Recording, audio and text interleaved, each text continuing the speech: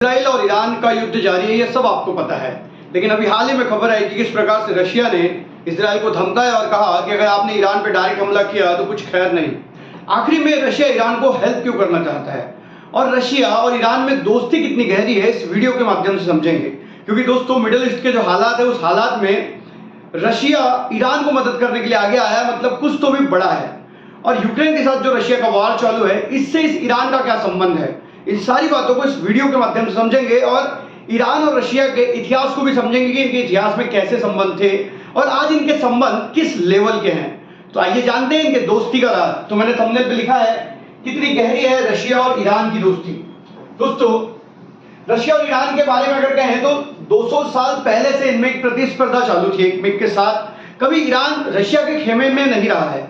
आप अगर शीत युद्ध की बात करें 1945 सेकेंड वर्ल्ड वॉर के बाद, तब भी ईरान कभी रशिया के खेमे में नहीं रहा। लेकिन अब ऐसा क्या हुआ कि रशिया और ईरान एक साथ आ गए, ये एक बहुत बड़ा सवाल है। तो इसको हम जानने की कोशिश करेंगे। जो ईरान के सर्वे सर्वा थे पहले, रुहोल्लाह खेमोनी, ये रशिया को अमेरिका के तरह ही तुच्छ मानते थे। मतलब ऐसा कोई विशेष लगाव उनको रशिया के साथ नहीं था। लेकिन कार्नेगी एंडोमेटिक थिंक टैंक के संचालक हैं, इनका कहना है कि पश्चिम का विरोध है ना, पश्चिम का विरोध और भू राजकीय संबंध, जैसे पश्चिम का विरोध रशिया करता है या पश्चिम मतलब यूरोपियन कंट्रीज अमेरिका जैसा रशिया का विरोध करते हैं, वैसे ईरान का विरोध करते हैं। तो जब दुश्मन एक हो तो दो दुश्मन भी पास आ सकते हैं। मतलब रशिया और ईरान का कोई संबंध पास का नहीं था, लेकिन इन दोनों का दुश्मन एक ही है, वो है पश्चिम। तो पश्चिम के विरोध के लेके ये दोनों पास आने लगे। दूसरा इंपॉर्टेंट मुद्दा है इनकी जो स्थिति है, मिडिल ईस्ट में ईरान है और ईरान के बिल्कुल पास में रशिया है, तो इनकी भू राजकीय स्थिति भी इनको पास आने पर मजबूर कर रही है ना। इसलिए ये दोनों देश धीरे धीरे पास आने लगे। अब हुआ ये कि ईरान जो है, इसको एक शक्तिशाली दोस्त की जरूरत थी काकेशस प्रदेश में, मतलब जो रशिया के आजू बाजू वाला प्रदेश है, वहां पर एक शक्तिशाली दोस्त चाहिए था ईरान को। और ईरान को रशिया से बेहतर दोस्त मिलना मुश्किल था, है ना। और जो सुन्नी कट्टरपंथ है मिडिल ईस्ट में, ये सुन्नी कट्टरपंथ पे नजर रखने के लिए, इनके चालों को समझने के लिए मध्य एशिया में सावाक जो ईरान की गुप्तचर संस्था है और केजीबी जो रशिया की गुप्तचर संस्था है, इन दोनों ने साथ में मिलकर कार्य किया और इसके कारण ये लोगों की जो दोस्ती है वो बढ़ने लगी।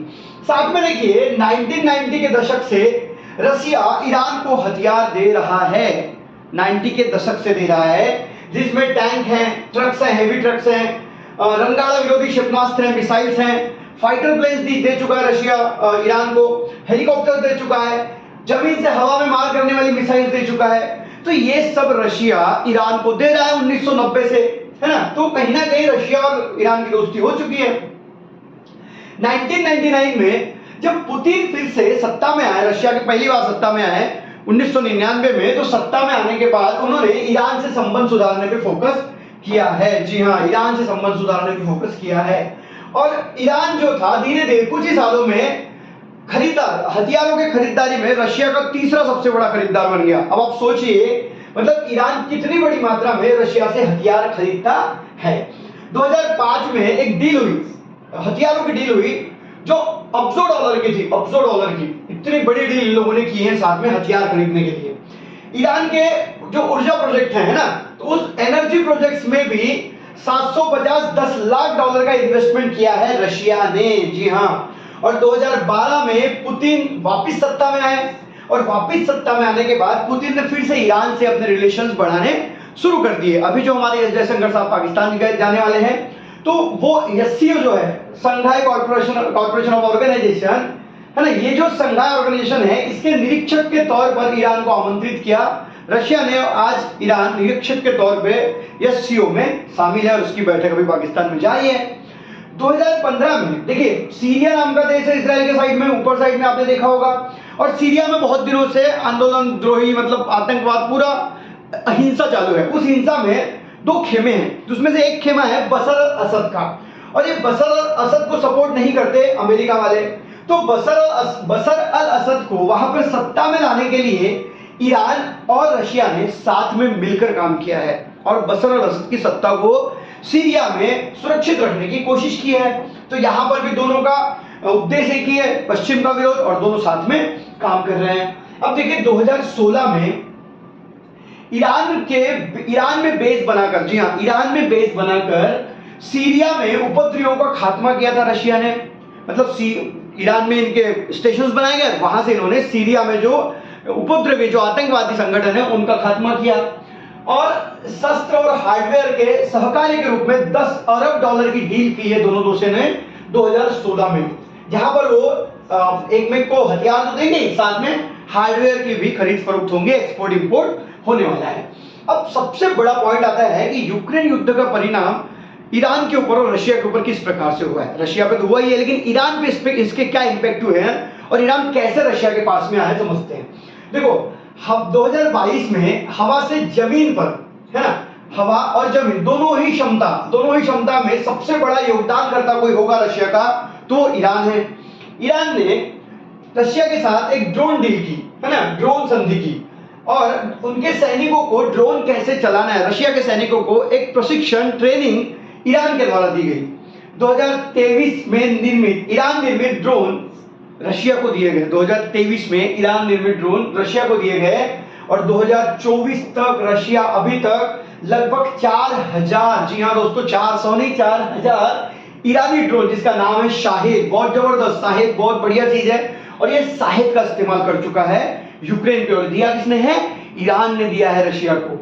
इलेक्ट्रॉनिक्स, अभी इनकी भागीदारी कहां पर है? इलेक्ट्रॉनिक्स में भागीदार बन रहे हैं, युद्ध में भागीदार बन रहे हैं, अंतरिक्ष में भागीदार बन रहे हैं, साइबर अटैक वगैरह होते हैं इसमें भागीदार बन रहे हैं, मतलब हर मोर्चे पे ईरान और रशिया साथ में काम कर रहे हैं। और अगर हम आगे देखते हैं तो हमें पता चलता है कि अगस्त 2022 और फरवरी 2024 में एक इमेजिंग सैटेलाइट रशिया ने लॉन्च किया है ईरान के लिए। जी हाँ दोस्तों, ईरान के लिए लॉन्च किया है, और जो अंतरिक्ष कार्यक्रम है उसमें मदद करने का वादा किया है रशिया ने ईरान को कि हम तुम्हें मदद करेंगे जब तुम अपना अंतरिक्ष का कार्यक्रम शुरू करोगे। और दुनिया जानती है कि आज रशिया अंतरिक्ष में बहुत ताकतवर है दोस्तों। हाल फिलहाल जो स्पेस स्टेशन है उस स्पेस स्टेशन का सर्वे सर्वा रशिया ही है। अमेरिका खुद रशिया की मदद से काम कर रहा है। जब अभी अमेरिका ने नासा के कुछ लोगों को वहां भेजा था तो उनके लोग ऑलरेडी फंस चुके थे, है ना, तो कहीं ना कहीं रशिया यहाँ पर ताकतवर बना हुआ है अमेरिका से ज्यादा। याक 130 ये जो प्रशिक्षण यान है, ये यान भी रशिया ने ईरान को दिया हुआ है। अभी तो और है, देखिए बैलिस्टिक मिसाइल्स जो हैं वो रशिया के लिए ईरान तैयार कर रहा है, बैलिस्टिक मिसाइल। अब आप खुद अचंभे में होंगे कि रशिया ऑलरेडी इतना पावरफुल है और ईरान से हथियार ले रहा है। ईरान के हथियार आज दुनिया में नाम कर रहे हैं, दुनिया डिमांड कर रही है ईरान के हथियारों के, है ना, ऐसे कुछ आर्टिकल्स का कहना है। देखिए ईरान ने अभी कुछ दिन पहले फतेह 110, फतेह 360 नाम के जो मिसाइल्स हैं, जमीन से हवा में मारने वाली मिसाइल्स दी है। जुल्फागर नाम की मिसाइल दी है रशिया को, जिनकी रेंज लगभग 300 से 700 किलोमीटर तक है ना। उसके बाद उसके बदले में रशिया ने क्या किया, तो रशिया ने Su-35 फाइटर प्लेन दे दिया है ईरान को, साथ में S-400 दोस्तों एंटी मिसाइल सिस्टम। जिस प्रकार से हम इजराइल की बात करते हैं कि उनका एंटी मिसाइल सिस्टम जबरदस्त है, दुनिया में क्लास है, वैसे रशिया का है S-400, और ये S-400 रशिया ने ईरान को दिया है। अब आप खुद सोच सकते हैं यहाँ पर कितना सपोर्ट रशिया ईरान को कर रहा है और ईरान रशिया की मदद कर रहा है। अब इसके ऊपर बहुत सारे जो इंटरनेशनल रिलेशंस पे बात करने वाले तज्ञ लोग हैं, उनका कहना है, जैसे इसमें मैंने एक नाम लिया है जॉर्जिया थिंक टैंक के एमिल औदालिनिया। इनका कहना है रशिया ने ईरान की तरफ देखने का नजरिया बदल लिया है। आज के तारीख में रशिया का ईरान की तरफ देखने का नजरिया बहुत पॉजिटिव है और रशिया ईरान के सपोर्ट के लिए खड़ा है। दूसरी बात, Washington institute for near east policy के वरिष्ठ फेलो अन्ना बोस्चेवस्काया, इनका कहना है कि ईरान समान रशिया को खुद होकर समर्थन देने वाला दूसरा देश मिडल ईस्ट में नहीं हो सकता। खुद होकर रशिया को समर्थन देने वाला, सहकार्य करने वाला, योगदान करने वाला दूसरा देश मिडिल ईस्ट में नहीं। आज भारत के भले ही रशिया से बहुत अच्छे संबंध है, लेकिन भारत खुलकर रशिया के सपोर्ट में खड़ा नहीं होता, लेकिन ईरान जो है वो रशिया के साथ खुल के सपोर्ट में खड़ा है। और इसीलिए कहा जा रहा है कि अब 4 स्टेट वाली बात हो रही है, 4 स्टेट में जहां पर हम बात कर रहे हैं रशिया, चाइना, उत्तर कोरिया और ईरान की, कहीं इनका एक गठबंधन ना हो जाए और दुनिया 3rd वर्ल्ड वॉर की ओर धकेल ना दी जाए, ऐसा डर पूरी दुनिया को है। और हाल फिलहाल रशिया जो भी मदद ईरान को कर रहा है वो नहीं चाहता कि मिडिल ईस्ट में बड़ा युद्ध हो, और कहीं ना कहीं शक्ति का संतुलन करने का समय आ चुका है। वीडियो अगर अच्छी लगी तो वीडियो को लाइक करें और चैनल पे कमेंट्स करके जरूर बताएं कि और किन विषयों पे हम वीडियो बना सकते हैं। मिलेंगे अगले वीडियो में, तब तक के लिए अलविदा, जय हिंद, वंदे मातरम।